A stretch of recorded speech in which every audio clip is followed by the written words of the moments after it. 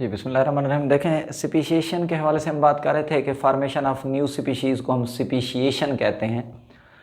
अब इस स्पीशीएशन की कितनी टाइप्स हैं, तो हम 3 टाइप्स की बात करेंगे। उन 3 टाइप्स में देखें, मैं जो पहली टाइप की बात कर रहा हूँ वो है एलोपैट्रिक स्पीशीएशन। एलो का मतलब होता है डिफरेंट, मुख्तलिफ। जी, पैट्रिक का मतलब होता है bio geographical area, geographical area, geographic areas. तो मतलब ये हुआ कि ऐसी स्पीशीएशन यानी स्पीशीज का बनना जो डिफरेंट एरियाज की वजह से आमतौर पे बने, उसे हम नाम देते हैं एलोपैट्रिक स्पीशीएशन। मिसाल हम ले लेते हैं कि फ़र्ज़ करें कि ये एक मेन लैंड थी, ये मेन लैंड थी जहाँ पे जो ऑर्गेनिज़म थे, एक ही स्पीशीज़ की जो ऑर्गेनिज़म थे वो यहाँ सरवाइव करते थे, रहते थे। अब हुआ ये कि इन ऑर्गेनिज़म की दरमियान में ये देखें एक बैरियर आ गया, फिज़िकल बैरियर आ गया। वो फिज़िकल बैरियर कोई भी हो सकता है। अगर मैं फ़र्ज़ करें कि दरमियान में यहाँ पानी भर गया, तो पानी के आ जाने की वजह से अब ये वाले इंडिविजुअल इस इंडिविजुअल से अलग हो गए। ये देखें, ये अलग हो गए, ये वाले अलग हो गए। अब इनके करैक्टर से आपस में मर्ज नहीं हुए, इनकी आपस में रिप्रोडक्शन नहीं हुई। तो ये वाले जानदारों की अपनी अडाप्टेशन थी, इन वाले ऑर्गेनिज़म की अलग अडाप्टेशन थी। यहाँ मुख्तलिफ़ किस्म के फैक्टर्स इफ़ेक्ट इन पर करते रहे, यहाँ और तरह के फैक्टर इफ़ेक्ट करते रहे।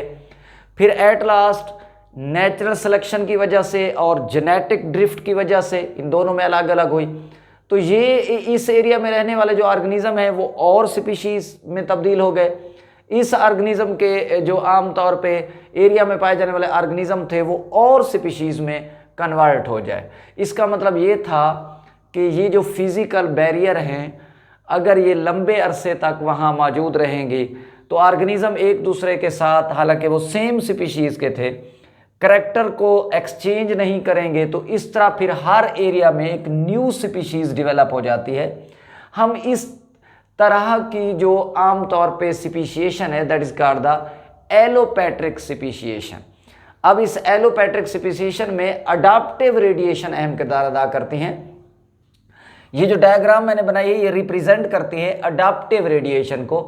यानी अडाप्टिव रेडिएशन जो है तब होती हैं जब नंबर ऑफ न्यू फार्म्स, ये देखें न्यू फार्म्स है, डाइवर्ज यानी निकलती हैं फ्रॉम इंसेस्ट्रल फार्म। ये इंसेस्ट्रल फार्म थी, उससे ये न्यू फार्म की स्पीशीज उससे डाइवर्ज हुई हैं, निकली हैं in response to different habitat, मुख्तलिफ हैबिटेट में जाने की वजह से। तो that is called the adaptive radiation. अच्छा देखें, जो एलोपैट्रिक स्पीशीएशन है उसकी एग्जाम्पल को समझने के लिए हम फिंचेस ऑफ गैलापैगोस की तरफ चले जाते हैं। देखेंगे फिंचेस ऑफ गैलापैगोस में भी यही हुआ, यानी अडाप्टिव रेडिएशन हुई थी कि वो मेन लैंड पर रहती थी, पहले अमेरिका में, साउथ अमेरिका में। फिर दरमियान में पानी भर जाने की वजह से जो गैलापैगोस, ये देखिए मेन लैंड थी फ़र्ज़ करें, अब ये गैलापैगोस आइलैंड था जो इसके साथ पहले अटैच था।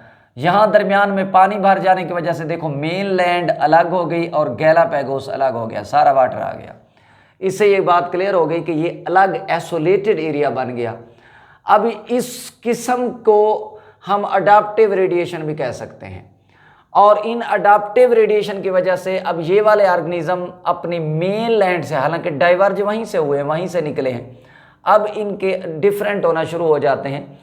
सिर्फ यहाँ नहीं बल्कि वो कुछ ऑर्गेनिज्म किसी और आइलैंड पे चले जाते हैं, कुछ ऑर्गेनिज्म किसी और, हालांकि वो सेम स्पीशीज़ के होते हैं, लेकिन फिर हर आइलैंड पर अपनी अडाप्टेशन होने की वजह से, यूनिक अडाप्टेशन होने की वजह से ये जो ऑर्गेनिज्म है पहले जो सेम स्पीशीज़ के थे, अब वो एक दूसरे से इतने मुख्तलिफ हो जाते हैं कि डिफरेंट टाइप की स्पीशीज़ बन जाते हैं।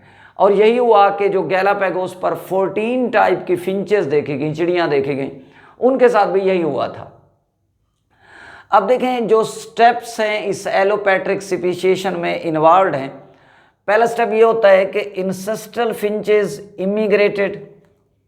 देखें पहले ये बात है कि जो मेन लैंड थी यहाँ से इमिग्रेटेड हुए, यहाँ शिफ्ट हुए। फिर है कि population isolated on various island, जब यहाँ शिफ्ट हो गए तो ये मुख्तलिफ आइलैंड पर ये ऑर्गेनिज्म, कोई यहाँ आ गया किसी और आइलैंड पे चला गया, इस तरह मुख्तलिफ आइलैंड्स पे ये अलग हो गए एक दूसरे से। जब अलग हो गए तो फिर हर आइलैंड पर अलग अलग अडाप्टेशन थी, तो हर आइलैंड के ऑर्गेनिज्म के अंदर ग्रेटर वेरिएशन आने लगे। और ये ग्रेटर वेरिएशन में अहम किरदार अदा किया म्यूटेशन ने, क्योंकि म्यूटेशन की वजह से मज़ीद उनमें वेरिएशन आए। और फिर इसके बाद जब वेरिएशन आ गई, फिर नेचुरल सिलेक्शन हुई कि जिसके करैक्टर बेटर थे उन्होंने आगे अपनी नस्ल बढ़ाई, वही सर्वाइव किए। तो इसका मतलब ये होता था कि अलील की जो फ्रीक्वेंसी है वो चेंज हो गई, और अलील की फ्रीक्वेंसी चेंज होने की वजह से फिर न्यू स्पीशीज़ वजूद में आ जाती है। अब वो कहना ये चाह रहा होता है कि ये जो स्पीशिएशन का बनना है कि उसमें कोई एक फैक्टर इन्वॉल्व नहीं है, बल्कि यहाँ कंबाइन फोर्सेस हैं जो इन्वॉल्व है। मसलन पहली बात आइसोलेशन हो सकती है कि पहले तो ऑर्गेनिज्म को अलग होना चाहिए, ये आपस में आमतौर पर इंटरब्रीड ना कर सकें। दूसरा ये है कि उनके अंदर म्यूटेशन, और म्यूटेशन की वजह से जब वेरिएशन आ जाती हैं, फिर वेरिएशन के बाद उनकी सिलेक्शन होनी चाहिए। कैसे ऑर्गेनिज्म जो उस माहौल के अडाप्टिव होंगे, मुताबिक होंगे, वही सर्वाइव करेंगे, उन्हीं के आगे नस्ल बढ़ेगी। दूसरे ऑर्गेनिज्म ख़त्म हो जाएंगे, इसे हम नेचुरल सिलेक्शन नाम देते हैं। तो फिर इन्हीं फैक्टर्स की वजह से, इन्हीं कंबाइन फोर्सेस की वजह से ये जो कंबाइन फोर्सेस थे उन्होंने अलाउ किया फिंचेस को कि वो डाइवर्ज हो गई मुख्तलिफ किस्म के जजीरों पर और डिफरेंट स्पीशीज़ में वो कन्वर्ट हो गई। वजह कि मुख्तलिफ आइलैंड्स पर उनकी मुख्तलिफ तरह की फीडिंग हैबिटेट थे, खाने के तौर तरीके थे। मसलन ये 14 टाइप की जो फिंचेस थी, उनमें से 6 टाइप की जो फिंचेस थी वो अपनी बीक को, अपनी चोंच को इस तरह उन्होंने अडाप्टेड किया कि वो सीड को क्रश कर सकते थे और फिर उनसे फूड हासिल करते थे।